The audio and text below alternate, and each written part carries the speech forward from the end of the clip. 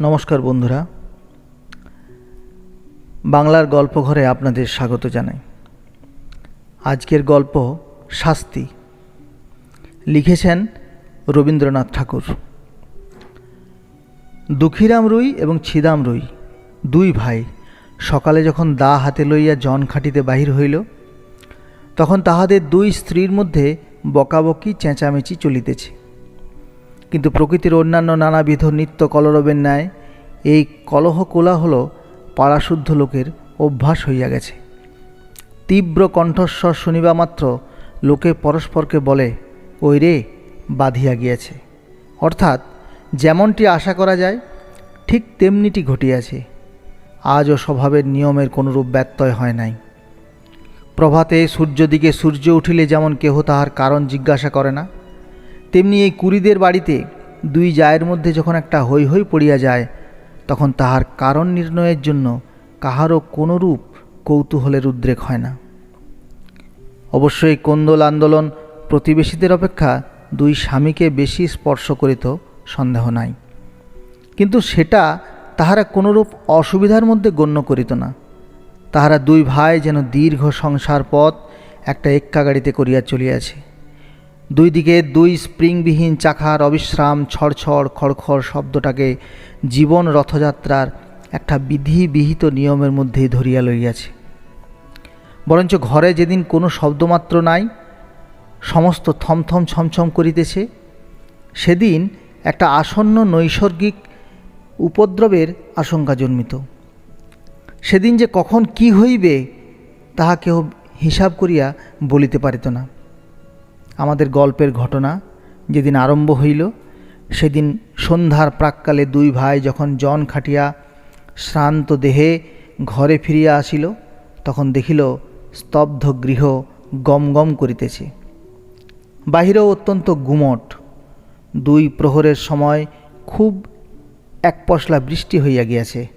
এখনও চারিদিকে মেঘ জমিয়া আছে, বাতাসের লেশ মাত্র নাই। বর্ষার ঘরের চারিদিকে জঙ্গল এবং আগাছাগুলা অত্যন্ত বাড়িয়া উঠিয়াছে। সেখান হইতে এবং জলমগ্ন পাটের ক্ষেত হইতে সিক্ত উদ্ভিজ্জের ঘন গন্ধবাষ্প চতুর্দিকে একটি নিশ্চল প্রাচীরের মতো জমাট হইয়া দাঁড়াইয়া আছে। গোয়ালের পশ্চাৎবর্তী ডোবার মধ্য হইতে ভেক ডাকিতেছে এবং ঝিল্লি রবে সন্ধ্যার নিস্তব্ধ আকাশ একেবারে পরিপূর্ণ। অদূরে বর্ষার পদ্মা নভ মেঘচ্ছায়ার বড় স্থির ভয়ঙ্কর ভাব ধারণ করিয়া চলিয়াছে। শস্যক্ষেত্রের অধিকাংশই ভাঙিয়া লোকালয়ের কাছাকাছি আসিয়া পড়িয়াছে। এমনকি ভাঙনের ধারে দুই চারিটা আম কাঁঠাল গাছের শিকড় বাহির হইয়া দেখা দিয়াছে, যেন তাহাদের নিরুপায় মুষ্টির প্রসারিত অঙ্গুলিগুলি শূন্যে একটা কিছু অন্তিম অবলম্বন আঁকড়াইয়া ধরিবার চেষ্টা করিতেছে। দুঃখীরাম এবং ছিদাম সেদিন জমিদারের কাছারি ঘরে কাজ করিতে গিয়াছিল। ওপারের চরে জলি ধান পাকিয়াছে। বর্ষার চর ভাসিয়া যাইবার পূর্বেই ধান কাটিয়া লইবার জন্য দেশের দরিদ্র লোক মাত্রেই কেহ বা নিজের ক্ষেতে, কেহ বা পাট খাটিতে নিযুক্ত হইয়াছে। কেবল কাছারি হইতে পেয়াদা আসিয়া এই দুই ভাইকে জবরদস্তি করিয়া ধরিয়া লইয়া গেল। কাছারি ঘরে চাল ভেদ করিয়া স্থানে স্থানে জল পড়িতেছিল, তাহাই সারিয়া দিতে এবং গোটাকতক ঝাঁপ নির্মাণ করিতে তাহারা সমস্ত দিন খাটিয়াছে। বাড়ি আসিতে পায় নাই, কাছারি হইতেই কিঞ্চিৎ জল পান খাইয়াছে। মধ্যে মধ্যে বৃষ্টিতেও ভিজিতে হইয়াছে। উচিত মতো পাওনা মজুরি পায় নাই এবং তাহার পরিবর্তে যে সকল অন্যায় কটু কথা শুনিতে হইয়াছে, সে তাহাদের পাওনার অনেক অতিরিক্ত। পথের কাদা এবং জল ভাঙিয়া সন্ধ্যাবেলায় বাড়ি ফিরিয়া আসিয়া দুই ভাই দেখিল ছোট যা চন্দরা ভূমিতে অঞ্চল পাতিয়া চুপ করিয়া পড়িয়া আছে। আজিকার এই মেঘলা দিনের মতো সেও মধ্যাহ্নে প্রচুর অশ্রু বর্ষণপূর্বক সায়াহ্নের কাছাকাছি ক্ষান্ত দিয়া অত্যন্ত গুমট করিয়া আছে। আর বড় যা রাধা মুখটা মস্ত করিয়া দাওয়ায় বসিয়াছিল। তাহার 1.5 বছরের ছোট্ট ছেলেটি কাঁদিতেছিল। দুই ভাই যখন প্রবেশ করিল, দেখিল উলঙ্গ শিশু প্রাঙ্গণের এক পার্শ্বে চিত হইয়া পড়িয়া ঘুমাইয়া আছে। ক্ষুধিত দুঃখীরাম আর কাল বিলম্ব না করিয়া বলিল, ভাত দে। বড় বউ বারুদের বস্তায় স্ফুলিঙ্গের মতো এক মুহূর্তেই তীব্র কণ্ঠস্বর আকাশ পরিণাম করিয়া বলিয়া উঠিল, ভাত কোথায় যে ভাত দেব? তুই কি চাল দিয়া গিয়েছিলি? আমি কি নিজে রোজগার করিয়া আনিব? সারাদিনে শ্রান্তি ও লাঞ্ছনার পর অন্নহীন নিরানন্দ অন্ধকার ঘরে প্রজ্বলিত ক্ষুধানলে গৃহিণীর রুক্ষ বচন, বিশেষত শেষ কথাটার গোপন কুৎসিত শ্লেষ দুঃখীরামের হঠাৎ কেমন একেবারে অসহ্য হইয়া উঠিল। ক্রুদ্ধ ব্যাঘ্রের ন্যায় গম্ভীর গর্জনে বলিয়া উঠিল, কি বললি? বলিয়া মুহূর্তের মধ্যে দা লইয়া কিছু না ভাবিয়া একেবারে স্ত্রীর মাথায় বসাইয়া দিল। রাধা তাহার ছোট জায়ের কোলে পড়িয়া গেল এবং মৃত্যু হইতে মুহূর্ত বিলম্ব হইল না। চন্দরা রক্তসিক্ত বস্ত্রে কি হল গো বলিয়া চিৎকার করিয়া উঠিল। ছিদাম তাহার মুখ চাপিয়া ধরিল। দুঃখীরাম দা ফেলিয়া মুখে হাত দিয়া হতবুদ্ধির মতো ভূমিতে বসিয়া পড়িল। ছেলেটা জাগিয়া উঠিয়া ভয়ে চিৎকার করিয়া কাঁদিতে লাগিল। বাহিরে তখন পরিপূর্ণ শান্তি। রাখাল বালক গরু লইয়া গ্রামে ফিরিয়া আসিতেছে। পরপারের চরে যাহারা নূতন পক্ক ধান কাটিতে গিয়াছিল, তাহারা 5-7 জনে এক একটি ছোট নৌকায় এপারে ফিরিয়া পরিশ্রমের পুরস্কার 2 আঁটি ধান মাথায় লইয়া প্রায় সকলেই নিজ নিজ ঘরে আসিয়া পৌঁছিয়াছে। চক্রবর্তীদের বাড়ির রামলোচন খুড়ো গ্রামের ডাকঘরে চিঠি দিয়া ঘরে ফিরিয়া নিশ্চিন্ত মনে চুপচাপ তামাক খাইতেছিলেন। হঠাৎ মনে পড়িল তাহার কোরফা প্রজা দুঃখীর অনেক টাকার খাজনা বাকি, আজ কিয়দংশ শোধ করিবে প্রতিশ্রুত হইয়াছিল। এতক্ষণে তাহারা বাড়ি ফিরিয়াছে স্থির করিয়া চাদরটা কাঁধে ফেলিয়া ছাতা লইয়া বাহির হইলেন। কুড়িদের বাড়িতে ঢুকিয়া তাহার গা ছমছম করিয়া উঠিল। দেখিলেন ঘরে প্রদীপ জ্বালা হয় নাই। অন্ধকার দাওয়ায় 2-4টা অন্ধকার মূর্তি অস্পষ্ট দেখা যাইতেছে।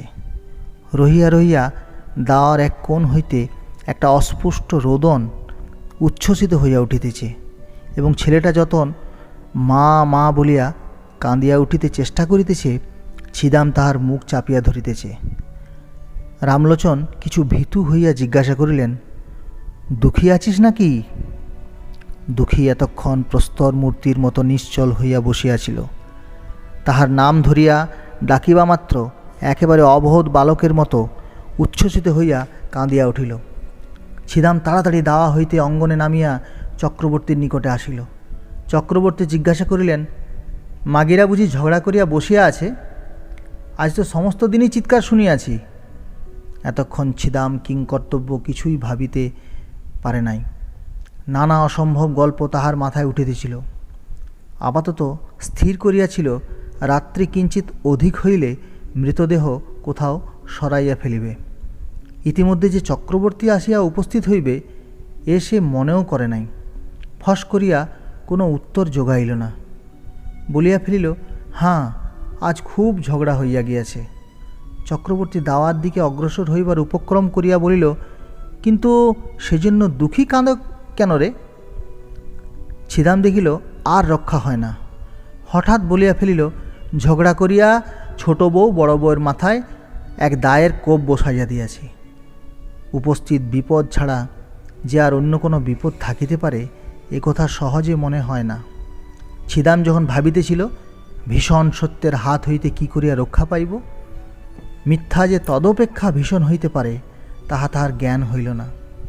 রামলোচনের প্রশ্ন শুনিবা মাত্র তাহার মাথায় তৎক্ষণাৎ একটা উত্তর যোগাইল এবং তৎক্ষণাৎ বলিয়া ফেলিল। রামলোচন চমকিয়া উঠিয়া কহিল, হ্যাঁ বলিস কি, মরে নাই তো? ছিদাম কহিল, মরিয়াছে বলিয়া চক্রবর্তীর পা জড়াইয়া ধরিল। চক্রবর্তী পালাইবার পথ পায় না। ভাবিল, রাম রাম, সন্ধ্যাবেলায় এ কি বিপদেই পড়িলাম। আদালতে সাক্ষ্য দিতে দিতে প্রাণ বাহির হইয়া পড়িবে। ছিদাম কিছুতেই তাহার পা ছাড়িল না। কহিল, দাদা ঠাকুর, এখন আমার বউকে বাঁচাইবার কি উপায় করি? মামলা মোকদ্দমার পরামর্শে রামলোচন সমস্ত গ্রামের প্রধানমন্ত্রী ছিলেন।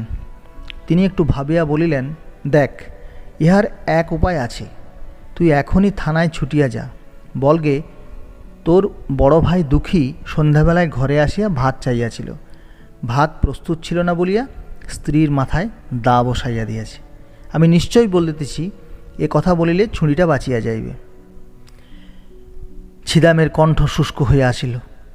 উঠিয়া কহিল, ঠাকুর, বউ গেলে বউ পাইব, কিন্তু আমার ভাই ফাঁসি গেলে আর তো ভাই পাইব না। কিন্তু যখন নিজের স্ত্রীর নামে দোষারোপ করিয়াছিল তখন এই সকল কথা ভাবে নাই। তাড়াতাড়িতে একটা কাজ করিয়া ফেলিয়াছে। এখন অলক্ষিতভাবে মন আপনার পক্ষে যুক্তি এবং প্রবোধ সঞ্চয় করিতেছে। চক্রবর্তীও কথাটা যুক্তিসঙ্গত বোধ করিলেন। কহিলেন, তবে যেমনটি ঘটিয়াছে তাই বলিস, সকল দিক রক্ষা করা অসম্ভব। বলিয়া রামলোচন অবিলম্বে প্রস্থান করিল এবং দেখিতে দেখিতে গ্রামে রাষ্ট্র হইয়া যে কুড়িদের বাড়ির চন্দরা রাগারাগি করিয়া তাহার বড় জায়ের মাথায় দা বসাইয়া দিয়াছে। বাঁধ ভাঙিলে যেমন জল আসে, গ্রামের মধ্যে তেমনি হু হু শব্দে পুলিশ আসিয়া পড়িল। অপরাধী এবং নিরপরাধী সকলেই বিষম উদ্বিগ্ন হইয়া উঠিল। ছিদাম ভাবিল, যে পথ কাটিয়া ফেলিয়াছে সেই পথেই চলিতে হইবে। সে চক্রবর্তীর কাছে নিজ মুখে এক কথা বলিয়া ফেলিয়াছে, সে কথা গাঁ শুদ্ধ রাষ্ট্র হইয়া পড়িয়াছে। এখন আবার আরও একটা কিছু প্রকাশ হইয়া পড়িলে কি জানি কি হইতে কি হইয়া পড়িবে, সে নিজেই কিছু ভাবিয়া পাইল না। মনে করিল, কোনো মতে সে কথাটা রক্ষা করিয়া তাহার সহিত আর 5টা গল্প জুড়িয়া স্ত্রীকে রক্ষা করা ছাড়া আর কোনো পথ নাই। ছিদাম তাহার স্ত্রী চন্দরাকে অপরাধ নিজ স্কন্ধে লইবার জন্য অনুরোধ করিল। সে তো একেবারে বজ্রাহত হইয়া গেল। ছিদাম তাহার আশ্বাস দিয়া কহিল তাহাকে, যাহা বলিতেছি তাই কর, তোর কোনো ভয় নাই, আমরা তোকে বাঁচাইয়া দেব। আশ্বাস দিল বটে, কিন্তু গলা শুকাইল, মুখ পাংশুবর্ণ হইয়া গেল। চন্দরার বয়স 17-18 অধিক হইবে না। মুখখানি হৃষ্টপুষ্ট গোল, শরীরটি অনতি দীর্ঘ, আঁটোসাঁটো, সুস্থ সবল। অঙ্গ প্রত্যঙ্গের মধ্যে এমন একটি সৌষ্ঠব আছে যে চলিতে ফিরিতে নড়িতে চড়িতে দেহের কোথাও যেন কিছু বাঁধে না, একখানি নূতন তৈরি নৌকার মতো। বেশ ছোট এবং সুডল, অত্যন্ত সহজে সরে এবং তাহার কোথাও কোনো গ্রন্থি শিথিল হইয়া যায় নাই। পৃথিবীর সকল বিষয়েই তাহার একটা কৌতুক এবং কৌতূহল আছে। পাড়ায় গল্প করিতে ভালোবাসে এবং কুম্ভকক্ষে ঘাটে যাইতে আসিতে 2 অঙ্গুলি দিয়া ঘোমটা ঈষৎ ফাঁক করিয়া উজ্জ্বল চঞ্চল ঘন কৃষ্ণ চোখ দুটি দিয়া পথের মধ্যে দর্শনযোগ্য যাহা কিছু সমস্ত দেখিয়া লয়। বড় বউ ছিল ঠিক ইহার উল্টা, অত্যন্ত এলোমেলো ঢিলে ঢালা আগোছলো। মাথায় কাপড়, কোলের শিশু, ঘরকন্যার কাজ কিছুই সে সামলাইতে পারিত না। হাতে বিশেষ একটা কিছু কাজও নাই, অথচ কোনো কালে যেন সে অবসর করিয়া উঠিতে পারে না। ছোট যা তাহাকে অধিক কিছু কথা বলিত না, মৃদু স্বরে 2-একটা তীক্ষ্ণ দংশন করিত, আর সে হাও হাও দাও দাও করিয়া রাগিয়া মাগিয়া বকিয়া ঝকিয়া সারা হইত এবং পাড়া শুদ্ধ অস্থির করিয়া তুলিত। এই 2 জুড়ি স্বামী স্ত্রীর মধ্যেও স্বভাবের একটা আশ্চর্য ঐক্য ছিল। দুঃখীরাম মানুষটা ছিল কিছু বৃহৎ আয়তনের, হাড়গুলো খুব চওড়া, নাসিকা খর্ব, 2 চক্ষু এই দৃশ্যমান সংসারকে যেন ভালো করিয়া বোঝে না, অথচ ইহাকে কোনরূপ প্রশ্ন করিতেও চায় না। এমন নিরীহ অথচ ভীষণ, এমন সবল অথচ নিরুপায় মানুষ অতি দুর্লভ। আর ছিদামকে একখানি চকচকে কালো পাথরে কে যেন বহু যত্নে কুঁদিয়া গড়িয়া তুলিয়াছে, লেশ মাত্র বাহুল্যবর্জিত এবং কোথাও যেন কিছু টোল খায় নাই। প্রত্যেক অঙ্গটি বলের সহিত নৈপুণ্যের সহিত মিশিয়া অত্যন্ত সম্পূর্ণতা লাভ করিয়াছে। নদীর উচ্চ পাড় হইতে লাফাইয়া পড়ুক, লগি দিয়া নৌকা ঠেলুক, বাঁশ গাছে চড়িয়া বাছিয়া বাছিয়া কঞ্চি কাটিয়া আনুক, সকল কাজেই তাহার একটি পরিমিত পরিপাট্য, একটি অবলীলাকৃত শোভা প্রকাশ পেত। বড় বড় কালো চুল তেল দিয়া কপাল হইতে যত্নে আঁচড়াইয়া তুলিয়া কাঁধে আনিয়া ফেলিয়াছি। বেশভূষা সাজসজ্জায় বিলক্ষণ একটু যত্ন আছে। অপরাপর গ্রামবধূদিগের সৌন্দর্যের প্রতি যদিও তাহার উদাসীন দৃষ্টি ছিল না, এবং তাহাদের চক্ষে আপনাকে মনোরম করিয়া তুলিবার ইচ্ছা তাহার যথেষ্ট ছিল, তবু ছিদাম তাহার যুবতী স্ত্রীকে একটু বিশেষ ভালোবাসিত। উভয়ে ঝগড়াও হইত, ভাবও হইত, কেহ কাহাকেও পরাস্ত করিতে পারিত না। আরও একটি কারণে উভয়ের মধ্যে বন্ধন কিছু সুদৃঢ় ছিল। ছিদাম মনে করিত চন্দরা যেরূপ চটুল চঞ্চল প্রকৃতির স্ত্রীলোক, তাহাকে যথেষ্ট বিশ্বাস নাই। আর চন্দরা মনে করিত তাহার স্বামীটির চতুর্দিকেই দৃষ্টি, তাহাকে কিছু কষাকষি করিয়া না বাঁধিলে কোন দিন হাতছাড়া হইতে আটক নাই। উপস্থিত ঘটনা ঘটিবার কিছুকাল পূর্বে স্ত্রী পুরুষের মধ্যে ভারী একটা গোলযোগ চলিতেছিল। চন্দরা দেখিয়াছিল তাহার স্বামী কাজের ওজর করিয়া মাঝে মাঝে দূরে চলিয়া যায়, এমনকি দুই একদিন অতীত করিয়া আসে, অথচ কিছু উপার্জন করিয়া আনে না। লক্ষণ মন্দ দেখিয়া সেও কিছু বাড়াবাড়ি দেখাইতে লাগিল। যখন তখন ঘাটে যাইতে আরম্ভ করিল এবং পাড়া পর্যটন করিয়া কাশী মজুমদারের মেজ ছেলেটির প্রচুর ব্যাখ্যা করিতে লাগিল। ছিদামের দিন এবং রাত্রিগুলির মধ্যে কে যেন বিষ মিশাইয়া দিল। কাজে কর্মে কোথাও একদণ্ড গিয়া সুস্থির হইতে পারে না। একদিন ভাজকে আসিয়া ভারী ভৎসনা করিল। সে হাত নাড়িয়া ঝঙ্কার দিয়া অনুপস্থিত মৃত পিতাকে সম্বোধন করিয়া বলিল, ও মেয়ে ঝড়ের আগে ছোটে, উহাকে আমি সামলাইব? আমি জানি ও কোন দিন কী সর্বনাশ করিয়া বসিবে। চন্দরা পাশের ঘর হইতে আসিয়া আস্তে আস্তে কহিল, কেন দিদি, তোমার এত ভয় কিসের?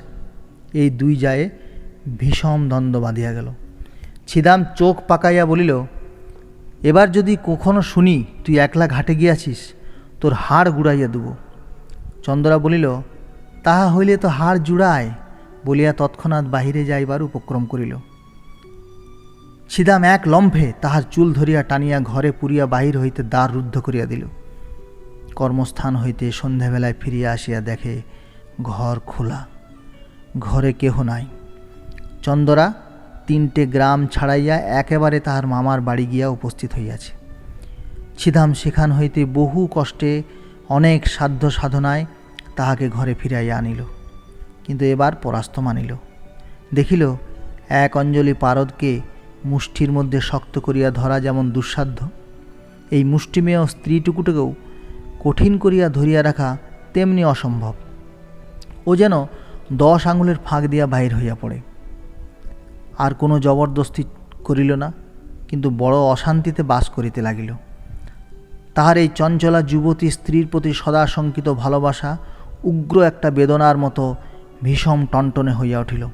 এমনকি একবার মনে হইত, এ যদি মরিয়া যায় তবে আমি নিশ্চিন্ত হইয়া একটুখানি শান্তি লাভ করিতে পারি। মানুষের উপরে মানুষের যতটা ঈর্ষা হয়, যমের উপরে এতটা নহে। এমন সময়ে ঘরে সেই বিপদ ঘটিল। চন্দরাকে যখন তার স্বামী খুন স্বীকার করিয়া লইতে কহিল, সে স্তম্ভিত হইয়া চাহিয়া রহিল। তাহার কালো দুটি চক্ষু কালো অগ্নির ন্যায় নীরবে তাহার স্বামীকে দগ্ধ করিতে লাগিল। তাহার শরীর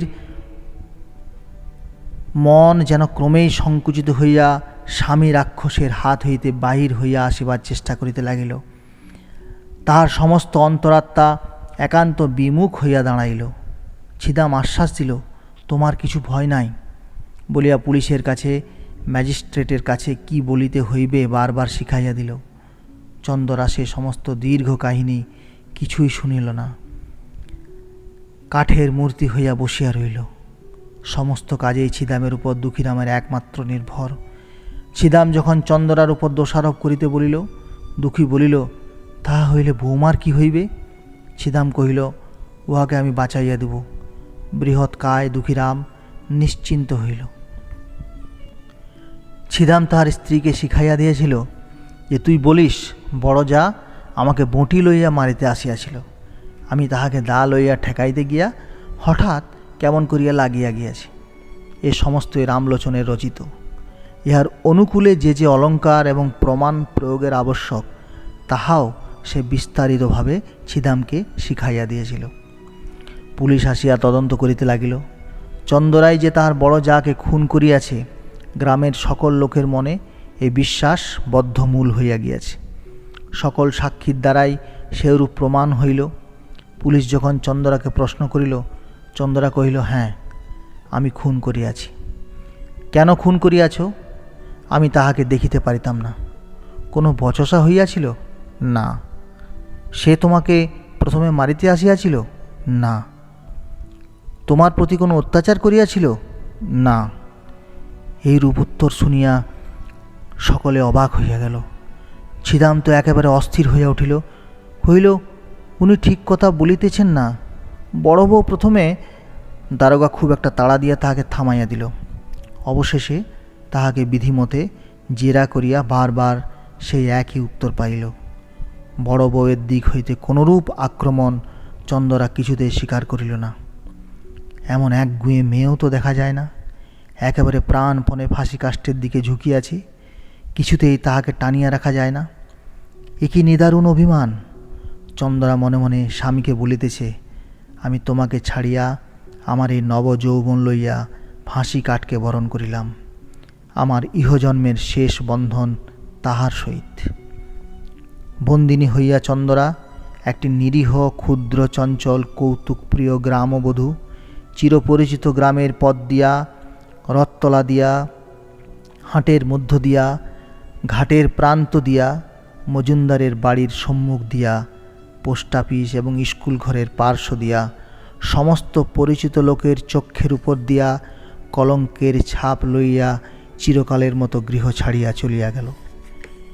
এক পাল ছেলে পিছন পিছন চলিল এবং গ্রামের মেয়েরা, তাহারা সই সাঙ্গাতরা কেহ কেহ ঘোমটার ফাঁক দিয়া, কেহ দ্বারের প্রান্ত হইতে, কেহ বা গাছের আড়ালে দাঁড়াইয়া পুলিশ চালিত চন্দরাকে দেখিয়া লজ্জায়, ঘৃণায়, ভয়ে কণ্টকিত হইয়া উঠিল। ডেপুটি ম্যাজিস্ট্রেটের কাছেও চন্দরা দোষ স্বীকার করিল এবং খুনের সময় বড় বউ যে তাহার প্রতি কোনরূপ অত্যাচার করিয়াছিল তাহা প্রকাশ হইল না। কিন্তু সেদিন ছিদাম সাক্ষ্যস্থলে আসিয়ায় একেবারে কাঁদিয়া জোড় হস্তে কহিল, দোহাই হুজুর, আমার স্ত্রীর কোনো দোষ নাই। হাকিম ধমক দিয়া তাহার উচ্ছ্বাস নিবারণ করিয়া তাহাকে প্রশ্ন করিতে লাগিলেন। সে একে একে সত্য ঘটনা প্রকাশ করিল। হাকিম তাহার কথা বিশ্বাস করিলেন না, কারণ প্রধান বিশ্বস্ত ভদ্র সাক্ষী রামলোচন কহিল, খুনের অনতিবিলম্বেই আমি ঘটনাস্থলে উপস্থিত হইয়াছিলাম। সাক্ষী ছিদাম আমার নিকট সমস্ত স্বীকার করিয়া আমার পা জড়াইয়া ধরিয়া কহিল, বউকে কি করিয়া উদ্ধার করিব, আমাকে যুক্তি দিন। আমি ভালো মন্দ কিছুই বলিলাম না। সাক্ষী আমাকে বলিল, আমি যদি বলি আমার বড় ভাই ভাত চাইয়া ভাত পায় নাই বলিয়া রাগের মাথায় স্ত্রীকে মারিয়াছে, তাহা হইলে সে কি রক্ষা পাইবে? আমি কহিলাম, খবরদার হারামজাদা, আদালতে এক বর্ণও মিথ্যা বলিস না, এত বড় মহাপাপ আর নাই, ইত্যাদি। রামলোচন প্রথমে চন্দরাকে রক্ষা করিবার উদ্দেশ্যে অনেকগুলো গল্প বানাইয়া তুলিয়াছিল, কিন্তু যখন দেখিল চন্দরা নিজে বাঁকিয়া দাঁড়াইয়াছে, তখন ভাবিল, ওরে বাপ রে, শেষকালে কি মিথ্যা সাক্ষ্যের দায়ে পড়িব? যেটুকু জানি সেটুকু বলা ভালো। এই মনে করিয়া রামলোচন যাহা জানে তাহাই বলিল, বরঞ্চ তাহার চেয়েও কিছু বেশি বলিতে ছাড়িল না। ডেপুটি ম্যাজিস্ট্রেট সেশন চালান দিলেন। ইতিমধ্যে চাষবাস, হাটবাজার, হাসি কান্না, পৃথিবীর সমস্ত কাজ চলিতে লাগিল এবং পূর্ব বৎসরের মতো নবীন ধান্যক্ষেত্রে শ্রাবণের অবিরল বৃষ্টিধারা বর্ষিত হইতে লাগিল। পুলিশ আসামি এবং সাক্ষী লইয়া আদালতে হাজির। সম্মুখবর্তী মুন্সিফের কোর্টে বিস্তর লোক নিজ নিজ মোকদ্দমার অপেক্ষায় বসিয়া আছে। রন্ধনশালার পশ্চাৎবর্তী একটি ডোবার অংশ বিভাগ লইয়া কলিকাতা হইতে এক উকিল আসিয়াছে এবং তদুপলক্ষে বাদীর পক্ষে ৩৯ জন সাক্ষী উপস্থিত আছে। কত শত লোক আপন আপন কড়াগণ্ডা হিসাবের চুলচেরা মীমাংসা করিবার জন্য ব্যগ্র হইয়া আসিয়াছে। জগতে আপাতত তদাপেক্ষা গুরুতর আর কিছুই উপস্থিত নাই, এইরূপ তাহাদের ধারণা। ছিদাম বাতায়ন হইতে এই অত্যন্ত ব্যস্ত সমস্ত প্রতিদিনের পৃথিবীর দিকে এক দৃষ্টি চাহিয়া আছে। সমস্তই স্বপ্নের মতো বোধ হইতেছে। কম্পাউন্ডের বৃহৎ বটগাছ হইতে একটি কোকিল ডাকিতেছে। তাহাদের কোনরূপ আইন আদালত নাই। চন্দরা জজের কাছে কহিল, ওগো সাহেব, এক কথার বারবার কতবার করিয়া বলিব? জজ সাহেব তাহাকে বুঝাইয়া বলিলেন, তুমি যে অপরাধ স্বীকার করিতেছ তাহার শাস্তি কি জানো? চন্দরা কহিল, না। জজ সাহেব কহিলেন, তার শাস্তি ফাঁসি। চন্দরা কহিল, ওগো তোমার পায়ে পড়ি, তাই দাও না সাহেব, তোমাদের যাহা খুশি করো, আমার তো আর সহ্য হয় না। যখন ছিদামকে আদালতে উপস্থিত করিয়া চন্দরা মুখ ফিরাইল, জজ কহিলেন, সাক্ষীর দিকে চাহিয়া বলো, এ তোমার কে হয়? চন্দরা দুই হাতে মুখ ঢাকিয়া কহিল, ও আমার স্বামী হয়। প্রশ্ন হইল, ও তোমাকে ভালোবাসে না? উত্তর, ও ভারী ভালোবাসে। প্রশ্ন, তুমিও ওকে ভালোবাসো না? উত্তর, খুব ভালোবাসি। ছিদামকে যখন প্রশ্ন হইল, ছিদাম কহিল, আমি খুন করিয়াছি। কেন? ভাত চাহিয়াছিলাম, বড় বউ ভাত দেয় নাই। দুঃখীরাম সাক্ষ্য দিতে আসিয়া মূর্ছিত হইয়া পড়িল। মূর্ছাভঙ্গের পর উত্তর করিল, সাহেব, খুন আমি করিয়াছি। কেন? ভাত চাহিয়াছিলাম, ভাত দেয় নাই।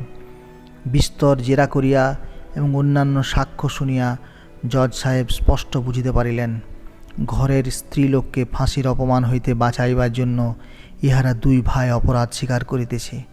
কিন্তু চন্দরা পুলিশ হইতে সেশন আদালত পর্যন্ত বরাবর এক কথা বলিয়া আসিতেছে, তাহার কথায় তিলমাত্র নড়চড় হয় নাই। দুইজন উকিল স্বেচ্ছা প্রবৃত্ত হইয়া তাহাকে প্রাণদণ্ড হইতে রক্ষা করিবার জন্য বিস্তর চেষ্টা করিয়াছে, কিন্তু অবশেষে তাহার নিকট পরাস্ত মানিয়াছে। যেদিন একরত্তি বয়সে একটা কালো কালো ছোটোখাটো মেয়ে তাহার গোলগাল মুখটি লইয়া খেলার পুতুল ফেলিয়া বাপের ঘর হইতে শ্বশুর ঘরে আসিল, সেদিন রাত্রে শুভলগ্নের সময় আজিকার দিনের কথা কে কল্পনা করিতে পারিত? তাহার বাপ মরিবার সময় এই বলিয়া নিশ্চিন্ত হইয়াছিল যে যাহা হোক, আমার মেয়েটির একটি সদ্গতি করিয়া গেলাম। জেলখানায় ফাঁসির পূর্বে দয়ালু সিভিল সার্জন চন্দরাকে জিজ্ঞাসা করিল, কাহাকেও দেখিতে ইচ্ছা করো? চন্দরা কহিল, একবার আমার মাকে দেখিতে চাই। ডাক্তার কহিল, তোমার স্বামী তোমাকে দেখিতে চায়, তাহাকে কি ডাকিয়া আনিব? চন্দরা কহিল, মরণ। আজকের গল্প এখানে শেষ করছি।